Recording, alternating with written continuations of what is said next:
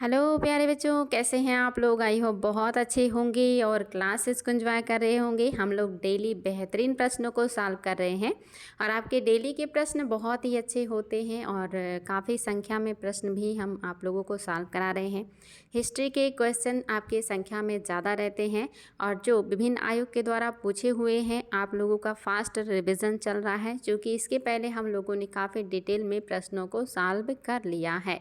तो चलिए बच्चा लोग शुरुआत करते हैं आज के क्लास की। और आज भी आपको बहुत सारे नई बातें भी जानने को मिलेंगी, साथ ही पुरानी बातों का रिवीजन भी होगा। तो चलिए बताइए, आपका पहला आज का क्वेश्चन आपके सामने है। पेशवा कालीन मराठा प्रशासन के दुर्बल होने का प्रमुख कारण क्या था। बताएंगे पेशवा कालीन मराठों के प्रशासन का दुर्बल होने के कारण क्या थे। आपको कारण बताना है और आपके सामने है ऑप्शन। पहला है जागीर प्रथा का पुनरुत्थान, दूसरा है चौथ तथा सरदेशमुखी वसूल नहीं करना, तीसरा कह रहा निजाम के साथ शत्रुता और चौथा कह रहा पुर्तगालियों के साथ दीर्घकालिक युद्ध। तो चलिए बच्चा लोग फटाफट जवाब दीजिएगा, काफ़ी इंपॉर्टेंट प्रश्न है, याद रखिएगा। आयोग का पूछा हुआ है, आपको बताना है पेशवा कालीन मराठा प्रशासन के दुर्बल होने का प्रमुख कारण क्या था। यानी कि ये सभी कारण हो सकते हैं, लेकिन सबसे प्रमुख कारण क्या था जो मराठों के पतन के लिए जिम्मेदार हुआ, आपको वो बताना है। फटाफट उत्तर दीजिएगा क्या है जो कि आपका सही हो जाएगा।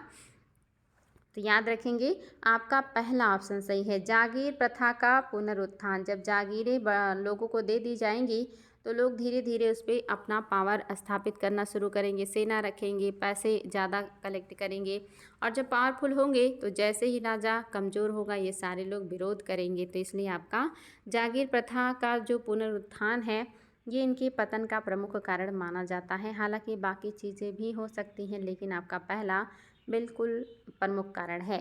अगला क्वेश्चन देखिए, शिवाजी की अश्वारोही सेना में सबसे नीचे की श्रेणी का अधिकारी क्या कहलाता था। शिवाजी की अश्वारोही सेना में सबसे नीचे की श्रेणी का अधिकारी क्या कहलाता था, आपको ये बताना है। आपके सामने है ऑप्शंस। पहला है हवलदार, दूसरा है बरगीर, तीसरा है जुमलादार और चौथा है नायक। बताएंगे शिवाजी की सेना में सबसे छोटा अधिकारी अश्व सेना का क्या था, आपको उसका नाम बताना है। फटाफट उत्तर दीजिएगा बच्चा लोग, काफ़ी आसान प्रश्न है, हालांकि अगर नहीं पढ़े होंगे तो आपको हार्ड भी लग सकता है, लेकिन बताएंगे अश्व सेना का सबसे छोटा अधिकारी कौन है। हवलदार है, बरगीर है, जुमलादार है या नायक है। तो याद रखेंगे आपका क्या है जो सही हो जाएगा, आपका ऑप्शन नंबर फर्स्ट बिल्कुल सही है। हवलदार सबसे छोटा अधिकारी होता था अश्व सेना का। अगला क्वेश्चन देखिए, ये भी आपके लिए काफ़ी इम्पॉर्टेंट है। कह रहा है अंग्रेजों ने रघुनाथ राव के साथ सूरत की संधि कब की थी। आपको बताना है अंग्रेजों ने रघुनाथ राव के साथ सूरत की संधि कब की थी। आपके सामने है ऑप्शन। पहला है 7 मार्च 1775 ईस्वी, दूसरा है 1 मार्च 1776 ईस्वी और तीसरा है 15 मार्च 1778 ईस्वी और चौथा है 15 फरवरी 1779 ईस्वी। इसमें से कौन सा है जब अंग्रेजों ने रघुनाथ राव के साथ सूरत की संधि की थी, आपको विथ डेट इसको बताना है।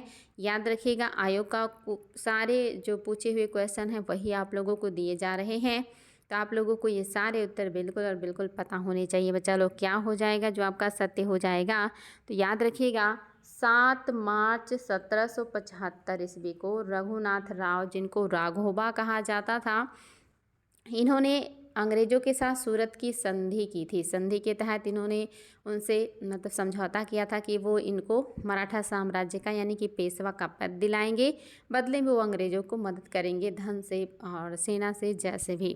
तो आपका पहला ऑप्शन सही हो गया। ये जो आपका दूसरा है ये है आपका पुरंदर की संधि। 1 मार्च 1776 को अंग्रेज़ों और मराठों के बीच जो है पुरंदर की संधि हुई है।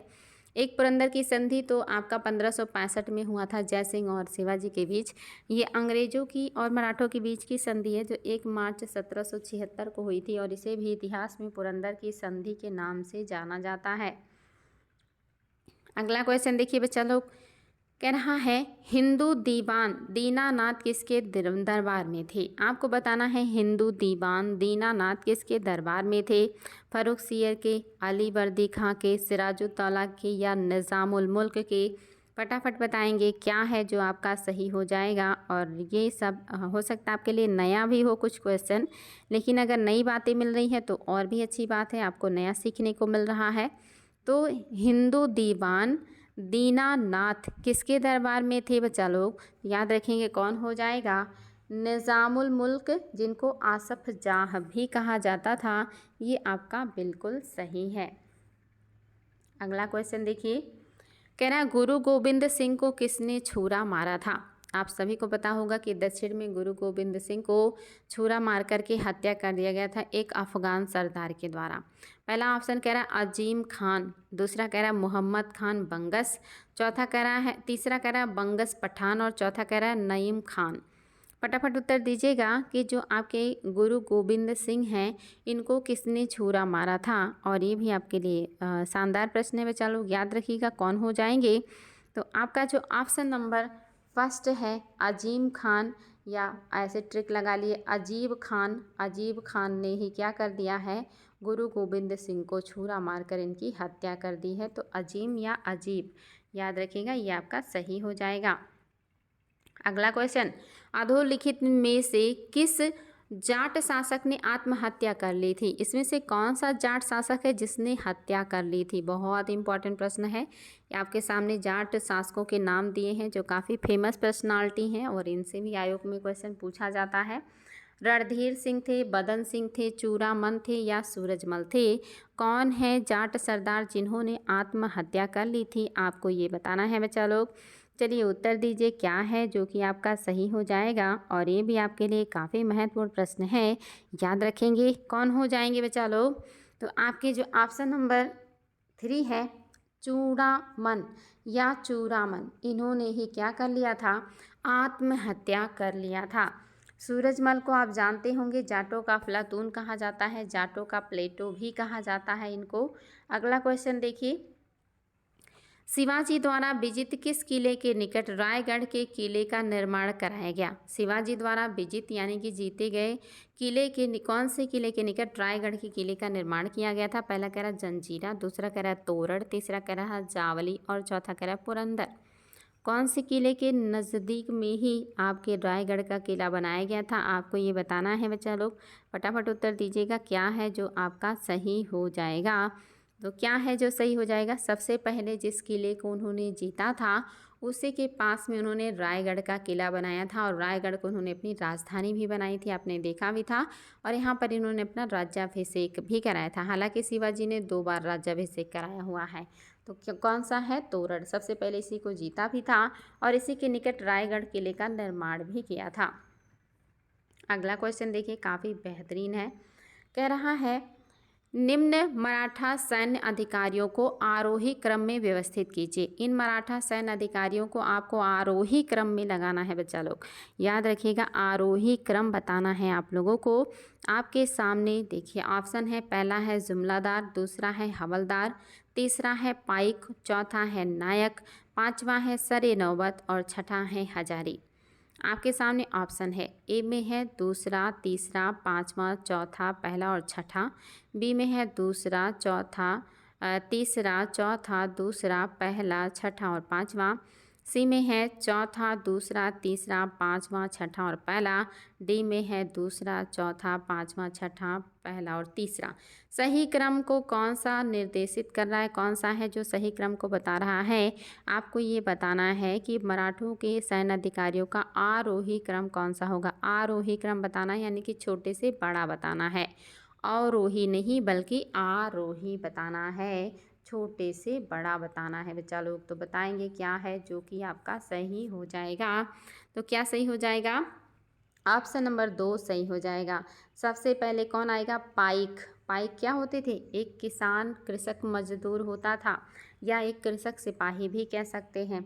उसके बाद कौन आएंगे, पाइक के बाद नायक आ जाएंगे, नायक के बाद कौन आएंगे, हवलदार आ जाएंगे, हवलदार के बाद कौन आएंगे, जुमलादार आ जाएंगे और जुमलादार के बाद कौन आ जाएगा, हजारी आएगा और सबसे लास्ट में आएगा सर ए नौबत, जो सबसे मेन सेना अधिकारी होता था, सेना का मेन कमांडर होता था, जो सबसे मतलब जैसे इसके अंडर में सारी सेना होती थी। तो सबसे लास्ट में कौन आएगा? सर ए नौबत आएगा और सबसे पहले आपका पाइक आएगा, इसलिए आपका ऑप्शन नंबर बी बिल्कुल करेक्ट है।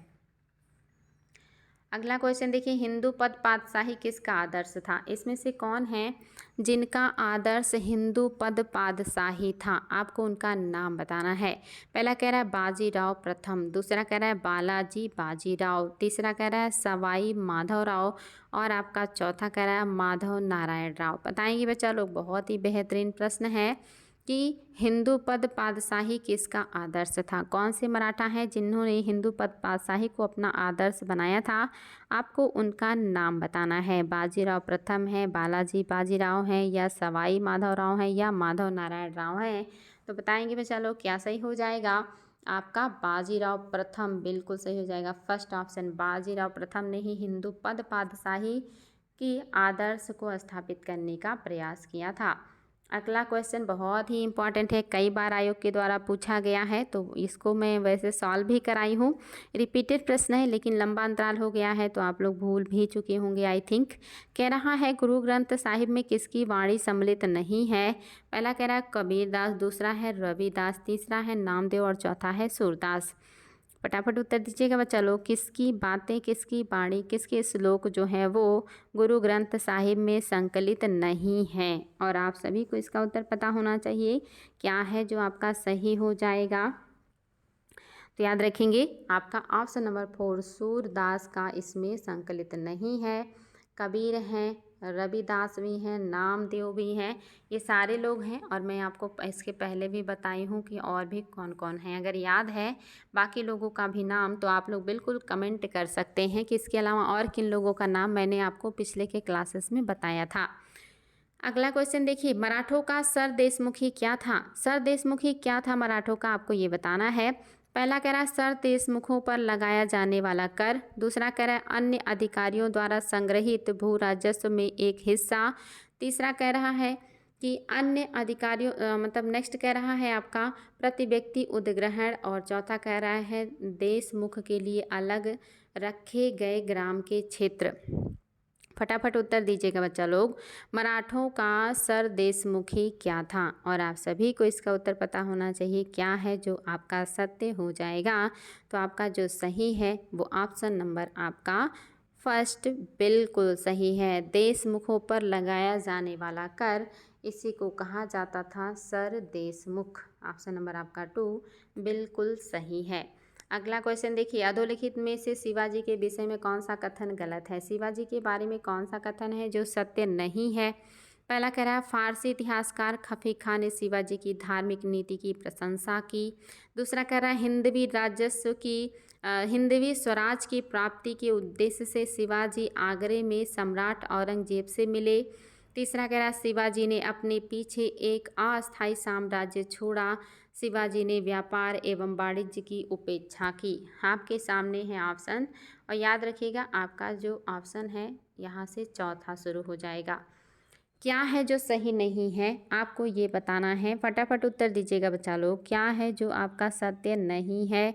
आपके सामने है 4 ऑप्शन और आपको उनकी सहायता से उत्तर देना है। असत्य कथन आपका याद रखेंगे, क्या है जो सही नहीं है। तो आपका जो ऑप्शन नंबर 2 है ये सही नहीं है। हिंदवी स्वराज की प्राप्ति के उद्देश्य से शिवाजी आगरे में औरंगजेब से मिले थे, ये बात सत्य नहीं है, इसलिए गलत हो गया। पहला बिल्कुल सही है कि फारसी इतिहासकार खफी खान ने शिवाजी की धार्मिक नीति की प्रशंसा की, दूसरा भी सही है कि शिवाजी ने अपने पीछे कई अस्थायी साम्राज्य छोड़े, चौथा भी सही है कि शिवाजी ने व्यापार एवं वाणिज्य की उपेक्षा की। तो आपकी ये बाकी जो बातें हैं ये सही हैं, लेकिन जो सत्य नहीं है वो आपका ऑप्शन नंबर बी, औरंगजेब से वो इसलिए नहीं मिले थे कि हिंदवी स्वराज की प्राप्ति करना चाहते थे, ये उद्देश्य औरंगजेब से मिलने का नहीं था। तो इसलिए आपका दूसरा जो है ये सही नहीं है, बाकी बातें आपकी सही हैं। 1719 ईस्वी में फर्रुखसियर के अपदस्थ करने में सैयद बंधुओं की सहायता किस मराठा पेशवा ने किया था?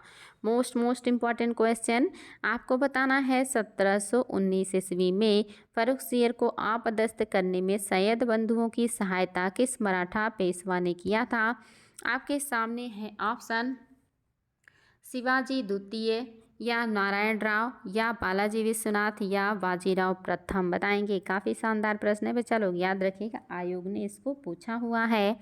तो क्या हो जाएगा? याद रखेंगे, आपका ऑप्शन नंबर 3 बिल्कुल सही है। बालाजी बाजीराव ने ही मदद किया था सैयद बंधुओं की फर्रुखसियर को गद्दी से हटाने के लिए। अगला क्वेश्चन देखिए, अवध के किस नवाब को मुगल सम्राट अहमद शाह ने 1748 ईस्वी में प्रथम वजीर नियुक्त किया था?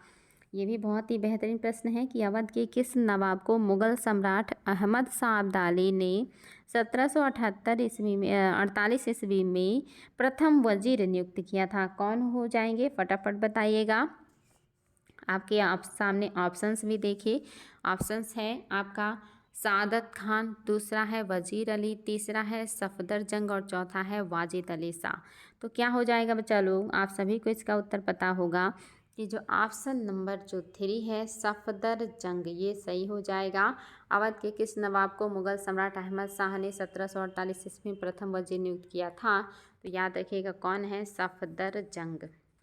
अगला क्वेश्चन देखिए, अधोलिखित में से किस मराठा ने 1775 ईस्वी में स्वयं को पेशवा बनाने के लिए अंग्रेजों से सूरत की संधि की थी? देखिए, सूरत की संधि अंग्रेजों से हो रही है और साथ ही कौन से मराठा हैं आपको उनका नाम बताना है। सूरत की संधि कब हुई है? अभी हमने इसको पढ़ा है। तो पहला कह रहा है माधव राव, दूसरा कह रहा है नारायण राव, तीसरा कह रहा है सदाशिव राव और चौथा कह रहा है रघुनाथ राव। बताएंगे बच्चा लोग कौन है जो कि आपका सही हो जाएगा? और ये भी आपके लिए काफ़ी महत्वपूर्ण है। आपका जो ऑप्शन नंबर 4 है ये बिल्कुल सही है, रघुनाथ राव।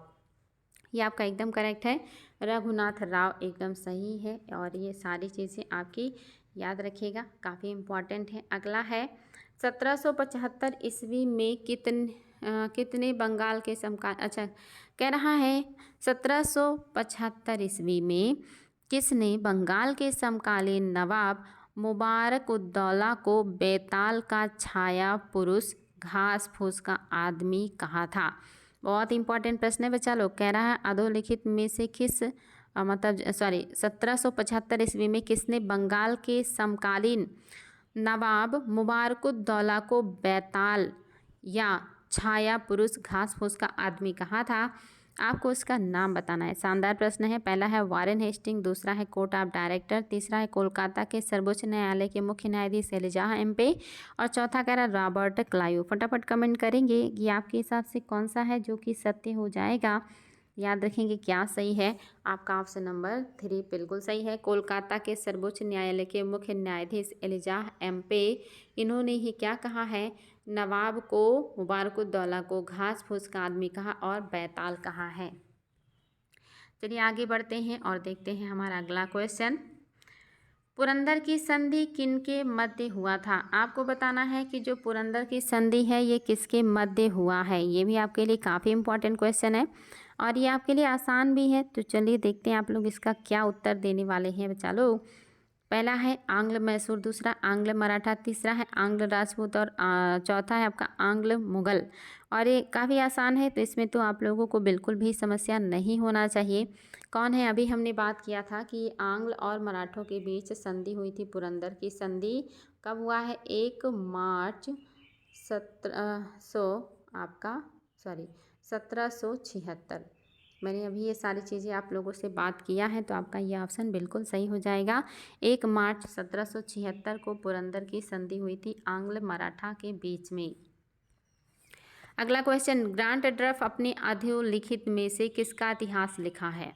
ये क्वेश्चन भी आया हुआ है कि ग्रांट डफ ने किसका इतिहास लिखा है। आपको ये बताना है इनमें से कौन है जिनका इतिहास ग्रांट डफ ने लिखा है। सिखों का, मराठों का, राजपूतों का या पठानों का? क्या है जो सही हो जाएगा आपको ये बताना है।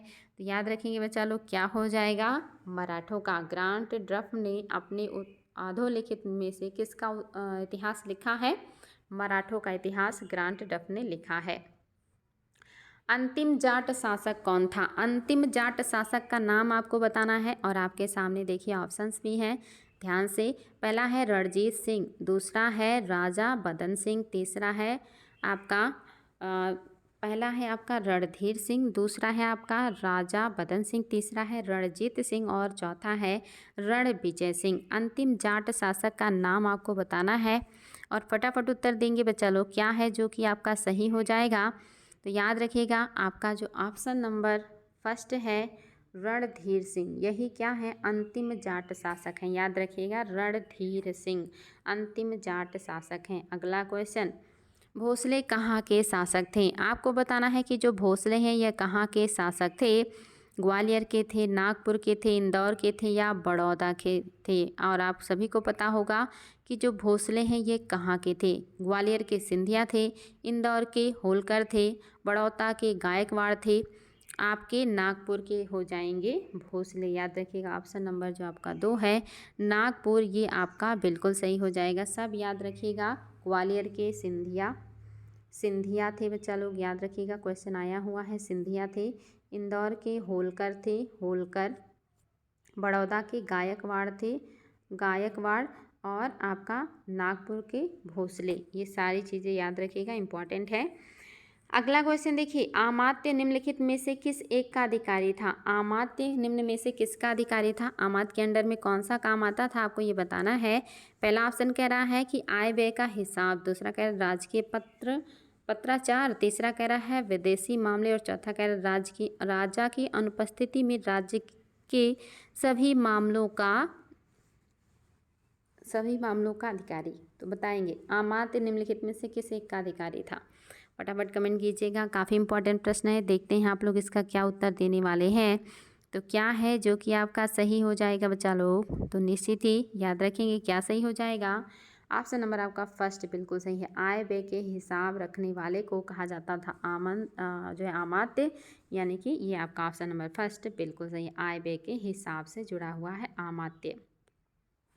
अगला क्वेश्चन, मुगलों के विरुद्ध शिवाजी की सफलता के लिए उत्तरदायी कारणों में से कौन नहीं था?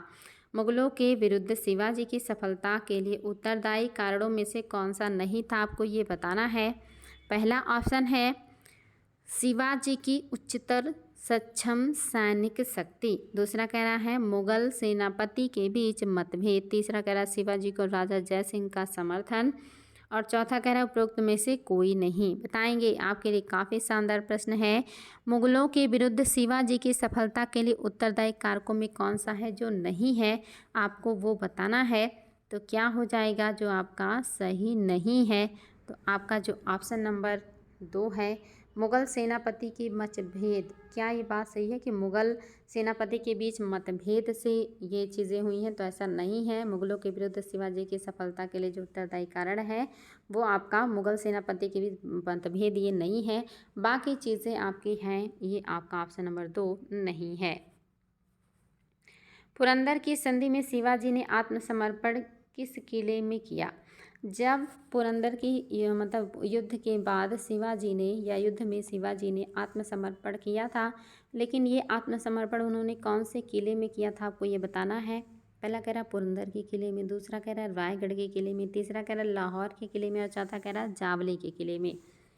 क्या है जो आपका सही हो जाएगा? और आप सभी को इसका उत्तर पता होना चाहिए, क्या है जो सत्य हो जाएगा। तो याद रखेंगे आपका जो ऑप्शन नंबर फर्स्ट है पुरंदर के किले में ये आत्मसमर्पण जो है शिवाजी ने किया था।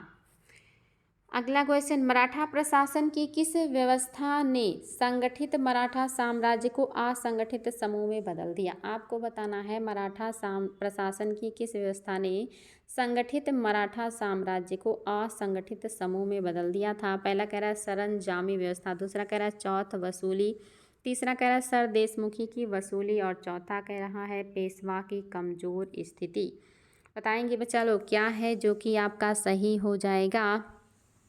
मराठा प्रशासन की किस व्यवस्था ने संगठित मराठा साम्राज्य को असंगठित समूह में बदल दिया था, आपको ये बताना है। याद रखेंगे ऑप्शन नंबर जो आपका फर्स्ट है सरंजामी व्यवस्था, ये आपका बिल्कुल करेक्ट है, सरंजामी व्यवस्था। अगला क्वेश्चन देखिए, पानीपत के तीसरे युद्ध में मराठों की पराजय का प्रमुख कारण क्या था?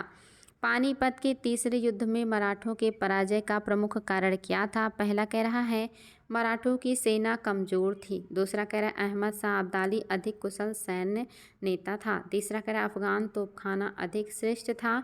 चौथा कह रहा है मराठों के पास सेना की कमी थी। चलिए बताएंगे क्या है जो कि आपका सही हो जाएगा बच्चा लोग। पानीपत के तीसरे युद्ध में मराठों की पराजय का प्रमुख कारण क्या था? और आप सभी को इसमें कोई समस्या नहीं होनी चाहिए बच्चा लोग। क्या सही है? आपका जो ऑप्शन नंबर बी है ये आपका सही हो जाएगा। Option number B, Ahmad Shah Abdali अधिक कुशल सैन्य नेता था, ये आपका बिल्कुल सही हो जाएगा। कह रहा पानीपत के तृतीय युद्ध में मराठों की पराजय का प्रमुख कारण क्या है? तो प्रमुख कारण यही है कि जो अब्दाली था ये अधिक कुशल सैन्य नेता था। ये आपका एकदम से करेक्ट है। चलिए बढ़ते हैं आगे और देखते हैं हमारा अगला क्वेश्चन। कह रहा है पानीपत के तृतीय युद्ध में मराठा सेना का नेतृत्व किसने किया था? पानीपत के तृतीय युद्ध में मराठा सेना का नेतृत्व कौन कर रहा है? आपको ये बताना है। नाना फडणवीस हैं, बाजीराव हैं, माधवराव हैं या सदाशिवराव हैं। बताएंगे पानीपत के तृतीय युद्ध में मराठी सेना का नेतृत्व कौन कर रहा है? और आप सभी को इसका उत्तर पता होगा क्या है जो आपका सही हो जाएगा। तो याद रखिएगा कौन हो जाएंगे। तो आपका जो ऑप्शन नंबर 4 है सदाशिवराव भाऊ, यही नेतृत्व कर रहे थे। ये आयोग के द्वारा कई बार पूछा गया है बच्चा लोग, इसलिए इसको याद रखिएगा। सदाशिवराव भाऊ ने नेतृत्व किया था। अगला क्वेश्चन देखिए, अधोलिखित में से शिवाजी के जीवन की अंतिम घटना कौन सी है? शिवाजी के जीवन की अंतिम घटना कौन सी है आपको ये बताना है। पहला कह रहा है 1674 ईस्वी में राज्याभिषेक। दूसरा कह रहा है कर्नाटक अभियान। तीसरा कह रहा है अफजल खान का आक्रमण। और चौथा कह रहा है शाइस्ता खां का रणनीति या शाइस्ता खां की रणनीति। बताएंगे क्या है जो आपका हो जाएगा सत्य। और ये भी आपके लिए बहुत ही शानदार प्रश्न है बच्चा लोग। कह रहा है आपका कौन से है जो शिवाजी के जीवन की अंतिम घटना थी? कौन सी बात है जो जीवन की अंतिम घटना है शिवाजी के? और ये भी आपके लिए एक तरह से इम्पॉर्टेंट प्रश्न है बच्चा लोग। क्या सही है? यहाँ पे याद रखिएगा कर्नाटक अभियान शिवाजी के जीवन की अंतिम घटना थी, कर्नाटक का अभियान। अगला क्वेश्चन देखिए, मुर्शिद कुली खान ने बंगाल के आर्थिक सुधार हेतु निम्न में से कौन सा कार्य नहीं किया? मुर्शिद कुली खान ने बहुत सारे कार्य किए थे बंगाल की आर्थिक स्थिति को सुधारने के लिए। इनमें से कौन सा कार्य उन्होंने नहीं किया था? पहला कह रहा है उसने सभी जागीर भूमि को राज्य के अधीन कर दिया। क्या ये बात सही है कि उसने सभी जागीर भूमि को राज्य के अधीन कर दिया? दूसरा, उसने नवीन भू राजस्व का निर्धारण किया। तीसरा कह रहा है उसने ठेके पर लगान की वसूली की व्यवस्था प्रचलित की। चौथा कह रहा है उसने रैयतवाड़ी बंदोबस्त के स्थान पर महालवाड़ी व्यवस्था लागू की थी। बताएंगे बच्चा लोग, बहुत ही इंपॉर्टेंट क्वेश्चन है। मुर्शिद कुली खान ने बंगाल के आर्थिक सुधार हेतु इनमें से कौन सा कार्य नहीं किया था? आपको वो बताना है। तो क्या सही हो जाएगा? तो याद रखिएगा जो सही है वो आपका ऑप्शन नंबर 4, ये सत्य नहीं है। और ये सत्य क्यों नहीं है?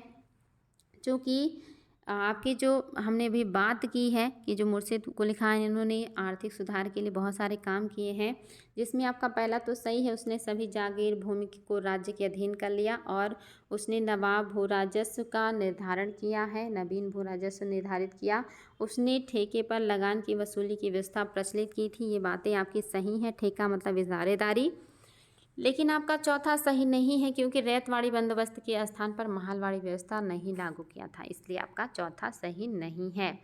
बंगाल का कौन सा नवाब अपनी न्यायप्रियता हेतु प्रसिद्ध है? बंगाल का कौन सा नवाब है जो अपनी न्यायप्रियता के लिए प्रसिद्ध है? आपको ये बताना है। शुजाउद्दीन है, सिराजुद्दौला है, अलीवर्दी खां है या सरफराज? बताएंगे क्या है जो कि आपका सही हो जाएगा। तो याद रखेंगे बंगाल का कौन सा नवाब है जो अपनी न्यायप्रियता के लिए प्रसिद्ध है? तो ये हो जाएंगे आपका ऑप्शन नंबर 1, शुजाउद्दीन ही अपनी न्यायप्रियता के लिए जाने जाते हैं, शुजाउद्दीन। अगला क्वेश्चन देखिए, जयपुर की स्थापना राजा जय सिंह द्वारा कब की गई थी? जयपुर की स्थापना राजा जय सिंह के द्वारा कब किया गया? कह रहा है 1720 में, 1715 में, 1727 में, 1775 में। बताएंगे बच्चा लोग। जो आपका जयपुर है, इसकी स्थापना कब की गई है? और आप सभी को इसका उत्तर पता होगा, क्या हो जाएगा? याद रखिएगा, अगर नहीं पता तो टेंशन की कोई बात नहीं है। आपका 1727 ईस्वी में ही जय सिंह द्वारा जयपुर की स्थापना की गई थी। तो आपका 1727 ईस्वी जयपुर की स्थापना राजा जय सिंह द्वारा। बेसिन की संधि से किसकी हानि हुई? यानी कि जो बेसिन की संधि हुई, उस बेसिन की संधि से किसकी हानि हुई, किसको नुकसान हुआ? क्योंकि आपको पता है कि संधि दो या दो से अधिक लोगों के बीच हो सकती है, तो इसीलिए कह रहा है कि जो ये संधि हुई है बेसिन की, इस संधि से किसको हानि हुई? पुर्तगालियों को, सिखों को, राजपूतों को या मराठों को? चलिए दीजिएगा उत्तर बच्चा लोग, क्या है जो सही हो जाएगा? बेसिन की संधि से जो हानि हो रही है वो मराठों को हुई है, जो कि अंग्रेज और मराठों के बीच ये संधि हुई थी। खास करके बाजीराव सेकंड के टाइम में ये संधि हो रही है, तो ये आपका मराठों के लिए नुकसानदेह है। अगला क्वेश्चन देखिए, गुरुमुखी लिपि का आविष्कार किसने किया था? रिपीटेड प्रश्न है तो गलती नहीं करेंगे। गुरुमुखी लिपि का आविष्कार किसने किया था, आपको ये बताना है बच्चा लोग। फटाफट उत्तर दीजिएगा। और आपके लिए रिपीटेड प्रश्न है तो उम्मीद करेंगे कि आप सभी लोग इसका सही उत्तर देंगे कि गुरुमुखी लिपि का आविष्कार किसने किया था। तो निश्चित ही बच्चा लोग कौन हो जाएंगे? राजा राम। क्या हो जाएगा आपका? राजा, एक मिनट मैं आप लोगों को बता रही हूँ इसके बारे में आगे। कौन हो जाएंगे बच्चा लोग? आपके गुरु अंगद हो जाएंगे। मैं क्या बोल रही थी आपको, राजा राम कहाँ से आ गए? अंगद, गुरु अंगद। आप लोगों की तरफ देखने लगती हूँ तो मेरा भी ध्यान भटक जाता है। आप लोग आजकल क्लास कम, शरारत ज़्यादा करते हैं, खिंचाई भी करते हैं, लड़ाई भी करते हैं और पढ़ाई भी करते हैं। बताइए अगला क्वेश्चन, जाट जाति का अफलातून किसे कहा जाता है? बताएंगे, जाट जाति का अफलातून किसे कहा जाता है? फटाफट उत्तर दीजिएगा। और ये आपके लिए काफ़ी शानदार प्रश्न है और आज ही की क्लास में मैं ये क्वेश्चन लीक कर चुकी हूँ, तो मुझे पूरा उम्मीद है कि आप लोगों ने अपना कंसंट्रेट रखा होगा। तो बता देंगे, पदन सिंह, राजा राम, मतलब राजा राम या मोहन सिंह या सूरजमल। तो सभी को पता होगा कि जाट जाति का अफलातून या जाटी जात का प्लूटो किसे कहा जाता है? तो नो डाउट क्या हो जाएगा? सूरजमल को कहा जाता है। ऑप्शन नंबर आपका जो 4 है ये बिल्कुल सही है। प्लासी का युद्ध निम्नलिखित में से किस नदी के तट पर हुआ था? कौन से नदी के किनारे हुआ था आपका प्लासी का युद्ध? हुगली, कोसी, भागीरथी और गंगा। क्या हो जाएगा बच्चा लोग? फटाफट दीजिएगा कमेंट, क्या है जो आपका सत्य हो जाएगा? तो सभी को पता है कि क्या हो जाएगा। ऑप्शन नंबर आपका 3 भागीरथी, जो कि गंगा को जब ये उद्गम से निकलती हैं भागीरथी कहा जाता है। जब ये हरिद्वार से मैदान में उतरती हैं तो गंगा कहा जाता है। जब ये पश्चिम बंगाल में पहुंचती हैं तो फिर इनको भागीरथी कहा जाता है।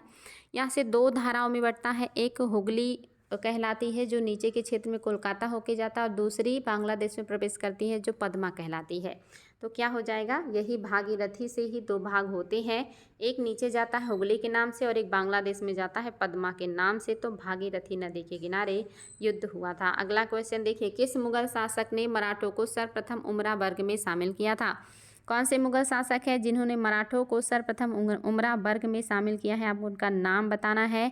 आपके सामने है ऑप्शंस, जहांगीर, अकबर, शाहजहां और औरंगजेब। तो निश्चित ही बच्चा लोग क्या हो जाएगा? वेरी वेरी इंपॉर्टेंट, फटाफट दीजिएगा उत्तर, क्या है जो कि सत्य हो जाएगा।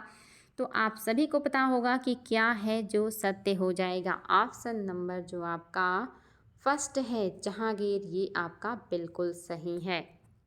अगला क्वेश्चन देखिए, सर्वप्रथम मुगलों से मान्यता प्राप्त करने वाला मराठा शासक कौन था? सर्वप्रथम मुगलों से मान्यता प्राप्त करने वाला मराठा शासक कौन था? शाहू थे, शिवाजी थे, राजा राम थे या संभाजी थे? तो आप सभी को इसका उत्तर पता होगा बच्चा लोग, इसमें गलती नहीं करेंगे। बताएंगे कि सर्वप्रथम मुगलों से मान्यता प्राप्त करने वाला मराठा शासक कौन था जिनको मुगलों ने मराठा साम्राज्य या शासक की मान्यता दे दी थी? तो आप सभी को पता होगा कौन हो जाएंगे? शाहू। ये औरंगजेब की मृत्यु के बाद जब उनके पुत्र मुअज्जम बने बहादुर शाह प्रथम के नाम से शासक, तब इन्होंने शाहू को मराठा शासक स्वीकार कर लिया। यानी कि पहली बार जो मान्यता प्राप्त किए वो शाहू किए हैं, ये लोग मान्यता नहीं प्राप्त कर पाए थे। शिवाजी की कौन सी पत्नी उनके साथ सती हो गई थी? बताएंगे, शिवाजी की कौन सी पत्नी है जो उनके साथ सती हो गई थी? आपके सामने है ऑप्शंस, पुतली बाई, राजसबाई, जीजाबाई या ताराबाई? फटाफट कमेंट करेंगे बच्चा लोग। शिवाजी के साथ सती होने वाली कौन सी महिला है? आपको उनका नाम बताना है। तो बताएंगे बच्चा लोग कौन है जो सती हो गई थी शिवाजी के साथ? तो कौन हो जाएंगे बच्चा लोग? पुतली बाई। ऑप्शन नंबर आपका फर्स्ट बिल्कुल सही है। पुतली बाई जो है ये शिवाजी के साथ सती हो गई थी। अगला क्वेश्चन देखिए, किस सिख गुरु को सिखों का लड़ाकू जात बताएंगे बच्चा लोग? कौन से सिख गुरु हैं जिन्होंने लड़ाकू जात में तब्दील कर दिया था सिखों को? उनका नाम बताना है। और ये भी रिपीटेड प्रश्न है। कह रहा है अर्जुन देव, बंदा बहादुर, हर राय, हर गोविंद। बताएंगे क्या है जो आपका सही हो जाएगा? और आप सभी को पता होगा कि कौन हो सकते हैं, कौन हो जाएंगे। और ये काफ़ी इंपॉर्टेंट है लेकिन रिपीटेड प्रश्न है तो इसलिए बिल्कुल भी दिक्कत नहीं होना चाहिए। आपका ऑप्शन नंबर 4 बिल्कुल सही है। हर गोविंद ने सिखों को एक लड़ाकू जाति में तब्दील करने का काम किया था। कौन हो जाएंगे? हर गोविंद। अगला क्वेश्चन देखिए, शिवाजी ने किस प्रांत से कभी भी चौथ या सरदेशमुखी नहीं वसूला था? कौन सा प्रांत है जिससे शिवाजी ने कभी सरदेशमुखी या चौथ नहीं वसूला था? अवध, बंगाल, जोधपुर या अजमेर? आपके सामने है 4 ऑप्शन, आपको देना है उत्तर। बताएंगे कौन से प्रांत से शिवाजी ने कभी भी चौथ या सरदेशमुखी नहीं वसूला था बच्चा लोग? तो क्या हो जाएगा? आप सभी को पता होना चाहिए। अगर नहीं पता है तो कोई बात नहीं है। आपका ऑप्शन नंबर जो 3 है जोधपुर, इससे कभी भी सरदेशमुखी या चौथ नहीं वसूला था शिवाजी ने। अगला क्वेश्चन देखिए, किस मराठा शासक के संबंध में किसी अंग्रेज ने कहा था कि वह मराठों का अंतिम बुद्धिमत्ता पूर्वक शासक था? बताएंगे किस मराठा शासक के संबंध में किसी अंग्रेज ने कहा था कि वह मराठों का अंतिम बुद्धिमत्तापूर्ण प्रशासक था या शासक था? आपको उनका नाम बताना है। पहला है नाना फडणवीस, दूसरा है राजाराम, तीसरा है बालाजी बाजीराव और चौथा है साहू। क्या हो जाएगा बच्चा लोग? आपके हिसाब से क्या सही है? किसके बारे में कहा गया है अंग्रेजों के द्वारा कि वो अंतिम बुद्धिमत्तापूर्ण प्रशासक है मराठों का? याद रखेंगे आपका ऑप्शन नंबर फर्स्ट बिल्कुल सही है, Nana Phadnavis. Option number first आपका बिल्कुल सही है। अगला क्वेश्चन देखिए, निम्न में से कौन मराठा वंशज पेशवा को अपना स्वामी मानते थे? इनमें से कौन से मराठा वंशज हैं जो पेशवा को अपना स्वामी मानते थे? आपको बताना है और आपके सामने है ऑप्शन। फटाफट दीजिएगा उत्तर। क्या हो जाएगा आपके हिसाब से? कह रहा है सिंधिया और भोसले, दूसरा कह रहा है भोसले और गायकवाड़, तीसरा कह रहा है सिंधिया और गायकवाड़, चौथा कह रहा है सिंधिया और होलकर। तो निम्न में से कौन से मराठा वंशज हैं जो पेशवा को अपना स्वामी मानते थे? आपको ये बताना है। क्या हो जाएगा जो आपके हिसाब से सही है? तो याद रखेंगे आपका ऑप्शन नंबर 4 सिंधिया और होलकर मानते थे। मराठा वंशज को पेशवा जो है इनको अपना स्वामी मानते थे। अगला क्वेश्चन, मराठा प्रशासन की सबसे छोटी इकाई जो गांव से कर संग्रह का कार्य करता था वो क्या था? सबसे छोटी इकाई मराठा प्रशासन का क्या था जो गांव से कर संग्रह करने का काम करता था? आपको उसका नाम बताना है। आपके सामने है ऑप्शन। पहला है मीरासदार, दूसरा है कुलकर्णी, तीसरा है पाटिल और चौथा है पोटनिस। बताएंगे क्या है जो आपका सही हो जाएगा? मराठा प्रशासन की सबसे छोटी इकाई जो गांव से कर संग्रह करती थी वो क्या कहलाती थी? तो आपका ऑप्शन नंबर जो 3 है पाटिल, ये सबसे छोटी इकाई है जो गांव से कर संग्रह करती थी। शिवाजी की अंतिम विजय कौन थी? शिवाजी ने अंतिम विजय कौन सा किया था? ये क्वेश्चन भी आया हुआ है, फटाफट दीजिएगा उत्तर। जाबाली, तोरड़, कोल्हापुर या जिंजी? कौन सा है जो आपका सही हो जाएगा? और ये भी आपके लिए शानदार प्रश्न है बच्चा लोग। पहला भी याद रखना है और अंतिम भी याद रखना है। तो पहला तो तोरड़ था, आप लोगों ने पहले ही पढ़ा है। अंतिम जो था वो था आपका जिंजी। ये उनका अंतिम अभियान था, अंतिम विजय था। नेक्स्ट देखिए, श्रीरंगपत्तनम में स्वतंत्रता का वृक्ष किसने लगाया था? ये तो रिपीटेड प्रश्न है और आप सभी को ये रटा होगा कि कौन हो सकते हैं। हैदर अली थे या टीपू थे या चिक्का कृष्णराज थे या देवराज थे? तो बताएंगे क्या सही है? तो इसमें तो कोई दिक्कत ही नहीं है, विदाउट ऑप्शन आप लोग बता देंगे। स्वतंत्रता का वृक्ष लगाने का जो काम किया था वो टीपू सुल्तान ने किया था। इस प्रश्न में कोई दम नहीं है। अगला क्वेश्चन देखिए, दारा सिकोह ने किस सिख गुरु को मुगल शहजादियों से वैवाहिक संबंध स्थापित करने हेतु आमंत्रित किया था? फटाफट उत्तर देंगे बच्चा लोग। दारा सिकोह ने कौन से सिख गुरु को मुगल शहजादियों से वैवाहिक संबंध स्थापित करने हेतु आमंत्रित किया था? हरगोबिंद, हरराय, हरकिशन या तेग बहादुर? क्या हो जाएगा आपके हिसाब से उत्तर? और आप सभी को इसका उत्तर याद कर लेना है क्योंकि ये बहुत ही ज़्यादा इम्पॉर्टेंट है। आपका ऑप्शन नंबर जो 2 है हरराय, इन्हीं को ही आमंत्रित किया था दारा शिकोह ने मुगल शहजादियों से वैवाहिक संबंध स्थापित करने के लिए। अगला क्वेश्चन देखिए, मैसूर राज्य के बारे में कौन सा कथन गलत है? मैसूर राज्य के बारे में कौन सा कथन है जो गलत है, आपको ये बताना है। पहला कह रहा है चतुर्थ आंग्ल मैसूर युद्ध के बाद अंग्रेजों ने मैसूर के एक बड़े भाग पर कब्जा कर लिया। दूसरा कह रहा है अंग्रेजों ने मैसूर के राजा के साथ सहायक संधि स्थापित की। तीसरा कह रहा है एक भाग को मैसूर के अल्पवयस्क शासक को सौंप दिया गया। चौथा कह रहा है कोई भी गलत नहीं है, यानी कि सभी सही हैं। बताएंगे बच्चा लोग कौन सा है जो कि आपका सत्य हो जाएगा, और आपके सामने है ऑप्शन, और आप सभी को इसका उत्तर बिल्कुल और बिल्कुल पता होना चाहिए कि क्या है जो कि आपका सही हो जाएगा। तो क्या है बच्चा लोग जो आपका सत्य है? तो आपके सामने यानी कि गलत बताना है, तो गलत के हिसाब से आपका क्या हो जाएगा? तो याद रखिएगा यहाँ पे कोई भी है जो कि गलत नहीं है, यानी कि सभी सही हैं। आपका चतुर्थ आंग्ल मैसूर युद्ध के बाद अंग्रेजों ने मैसूर के एक बड़े भाग पर कब्जा कर लिया। अंग्रेजों ने मैसूर के राजा के साथ सहायक संधि स्थापित कर ली और एक भाग को मैसूर के अल्पवयस्क शासक को सौंप दिया था। तो कोई भी गलत नहीं है, यानी कि सभी सही है, और ये सारे बात आपके लिए काफ़ी इम्पॉर्टेंट है।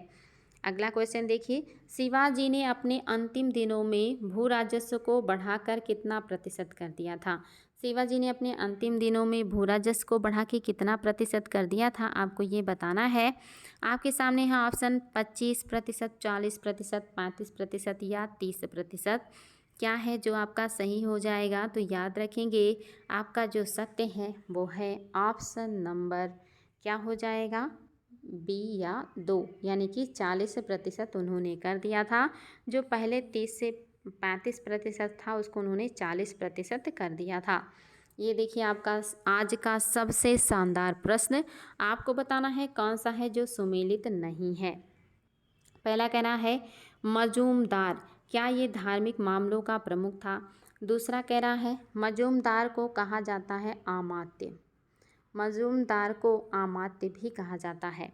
दूसरा कह रहा है वकिया नबीस, क्या ये गुप्तचर तथा डाक प्रमुख था? तीसरा कह रहा है चिट नबीस, क्या ये शाही पत्राचार का प्रमुख था? चौथा कह रहा है दबीर, इसके सामने मैं आपको कर दे रही हूँ, दबीर के सामने विदेश विभाग, विदेश विभाग। अब बताएंगे बच्चा लोग क्या है जो कि आपका सत्य नहीं है। आपके सामने 4 ऑप्शन, मजूमदार को अमात्य भी कहा जाता है, क्या यह धार्मिक मामलों का प्रमुख था? वकिया नवीस को गुप्तचर तथा डाक प्रमुख कहा जाता था? क्या चिटनवीस शाही पत्राचार का प्रमुख था? क्या दबीर विदेशी विभाग का प्रमुख था? कौन सा है जो सुमेलित नहीं है, आपको ये बताना है, और आप सभी को इसका उत्तर पता होना चाहिए बच्चा लोग। क्या है जो कि आपका सही हो जाएगा? ये शिवाजी के अष्टप्रधान से जुड़े हुए हैं, और उसी अष्टप्रधान में से आपके सामने 4 ऑप्शन रखे गए हैं। उनके इस अष्टप्रधान में से इन 4 अधिकारियों के बारे में कौन सी बात है जो सत्य नहीं है, आपको वो बताना है। तो याद रखेंगे जो आपका पहला ये सही नहीं है। अभी मैंने बताया था मजूमदार या जो अमात्य होता है ये वित्त मंत्रालय से होता है। वित्त मतलब आय व्यय का लेखा जोखा रखता है, वित्त मंत्री होता है। मजूमदार या अमात्य वित्त मंत्री होता है। धार्मिक मामलों का जो प्रमुख था वो था पंडित राव। कौन था? पंडित राव। पंडित राव जो थे ये इनके धार्मिक मामलों का विभाग था। वित्त विभाग का जो मेन था वो मजूमदार या अमात्य था। वकिया नवीस गुप्तचर का था। चिटनवीस शाही पत्राचार का था, और दबीर जो था ये आपका विदेश था। तो इसलिए आपका जो सही नहीं है वो आपका केवल और केवल पहला सही नहीं है, बाकी बातें आपकी सत्य हो जाएंगी। आज का सेकंड लास्ट क्वेश्चन, और ये भी बहुत ही शानदार है। कह रहा कौन सा कथन है जो सही सुमेलित नहीं है? पहला कह रहा प्रथम मैसूर आंग्ल युद्ध, क्या ये सर जनरल स्मिथ के नेतृत्व में हुआ? दूसरा कह रहा द्वितीय आंग्ल मैसूर युद्ध, क्या ये सर आयरकोट के नेतृत्व में हुआ? तीसरा कह रहा तृतीय आंग्ल मैसूर युद्ध, क्या ये जनरल मिडॉस के नेतृत्व में हुआ? और चौथा कह रहा चतुर्थ आंग्ल मैसूर युद्ध, क्या ये वारेन हेस्टिंग के नेतृत्व में हुआ था? फटाफट उत्तर दीजिएगा क्या है जो कि आपका सत्य नहीं है। और आप सभी को इसका उत्तर पता होना चाहिए बच्चा लोग, क्योंकि ये बहुत ही ज़्यादा इम्पोर्टेंट है। कई प्रश्नों का संग्रह आपका एक ही में समाहित कर दिया गया है। तो याद रखेंगे जो सत्य नहीं है वो है आपका चतुर्थ आंग्ल मैसूर युद्ध। इसमें जो थे वो थे आपके स्टुवर्ट। स्टुवर्ट थे, स्टुवर्ट कहिए या स्टुअर्ट कहिए, तो स्टुवर्ट कहिए या स्टुअर्ट कहिए, ये चौथे के थे। बाकी प्रथम के स्मिथ हैं, द्वितीय के आयर हैं, तृतीय के मिडॉस या मिडोस हैं, और आपका चतुर्थ के कौन हो जाएंगे, स्टुअर्ट हैं। इसलिए आपका जो चौथा है ये सही नहीं है। बाकी बातें सही हैं, इसको बार बार याद कर लीजिएगा। प्रथम के स्मिथ, द्वितीय के आयर, तृतीय के मिडॉस और चतुर्थ के स्टुअर्ट। और आज आपका लास्ट प्रश्न, ये भी देखिए काफ़ी शानदार है। अवध के नवाबों का सही कालानुक्रम बताना है आपको। चलिए फटाफट बताइएगा कालानुक्रम अवध के नवाबों का। सादत अली द्वितीय हैं, वाजिद अली हैं, वाजिद अली शाह हैं, अच्छा वजीर अली हैं, वाजिद अली शाह हैं और सादत खान हैं। आपके सामने देखिए कूट भी है और ऑप्शन भी। मैं आपको कूट दिखा दे रही हूँ। देखिए आपके सामने है 4 कूट। आपके हिसाब से पहले कौन आएंगे, उसके बाद और उसके बाद। चलिए बच्चा लोग दीजिएगा जवाब। काफ़ी शानदार प्रश्न है आपका और आप सभी को इसका उत्तर बताना है। देखते हैं आप लोग इसका क्या उत्तर देने वाले हैं। और आप सभी को इसका उत्तर बिल्कुल और बिल्कुल पता होना चाहिए। मैं एक बार फिर से आपको कूट दिखा दे रही हूँ। आप लोग एक बार फिर से कूट को देख लीजिए और फिर आपका सही उत्तर बता दीजिए। अगर ये आपको याद होगा तो मैंने कहा था कि अवध का जो संस्थापक था वो सादत खान था। अगर सादत खान है तो एक ही ऑप्शन में आपका 4 नंबर पहले है। लास्ट के आपको पता है कौन हो जाएंगे, वाजिद अली शाह हैं। अगर आपको ये पता है तो लास्ट में देखिए एक ही में 3 है, तो कितना आसानी से आपको उत्तर मिल गया। अगर आपको ये पता है कि वाजिद अली शाह लास्ट हैं तब भी मिल गया। अगर आपको ये पता है कि पहले सादत खान है तब भी मिल गया। इस तरह से आपका सादत खान, इसके बाद आपके वजीर अली, इसके बाद आपके सादत अली सेकंड, और फिर आपका आ गया जो है वाजिद अली शाह। इस तरह से आपका भी ऑप्शन बिल्कुल करेक्ट है। उम्मीद है बच्चा लोग आज भी आप लोगों की बहुत सारी पुरानी चीज़ें रिवीजन हुई होंगी और कुछ नया भी सीखा होगा आप लोगों ने। इस समय यही क्लासेस चल रही हैं जिसमें रिवीजन भी किया जा रहा है, साथ ही कुछ नया भी सीखा जा रहा है, क्योंकि रिवीजन करना बहुत ज़रूरी है। जब रिवीजन करेंगे तो कॉन्फिडेंस आएगा। आप लोग खूब मेहनत कीजिए और भी ज़्यादा मेहनत कीजिए, जितना मेहनत कर सकते हैं कीजिए, बिल्कुल लापरवाही मत कीजिएगा। फिर मिलेंगे हम लोग ऐसे ही शानदार प्रश्नों के साथ, और आगे भी ऐसे ही शानदार प्रश्नों को सॉल्व करेंगे, रिवीजन करेंगे और अपने ज्ञान को मजबूत करेंगे, साथ ही अपने कॉन्फिडेंस को भी बहुत ज़्यादा बूस्ट करेंगे। और आप सभी को आपके प्यारे प्यारे कमेंट्स के लिए बहुत बहुत धन्यवाद। खुश रहिए, मस्त रहिए, स्वस्थ रहिए।